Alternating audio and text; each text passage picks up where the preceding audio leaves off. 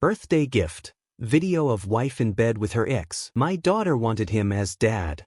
Birthday gift was a video. My wife in bed with her ex. To top it off, my daughter hugged him and confessed she'd prefer to have him as her father. That day I signed the divorce papers and closed the door on both of them forever. I'm a civil engineer. I design and build bridges, structures meant to support tons of weight and decades of constant use. I spend my life calculating loads, tensions, failure points. I always believed that logic also applied to my personal life. 13 years of marriage, a 12-year-old daughter, a house in the suburbs with a double garage and a manageable mortgage. Everything seemed stable, solid, well supported. I was wrong. That day there was nothing special planned, no parties or surprises. Monica Fuentes, my wife, had said she'd prepare dinner. Isadora, our daughter, promised to sit at the table and not disappear with her phone as soon as we finished eating. Small domestic victories, I thought. I left work early, stopped by a wine shop to buy a decent bottle and drove back home, reflecting on another year, pretending I had everything under control. At a red light, my phone vibrated.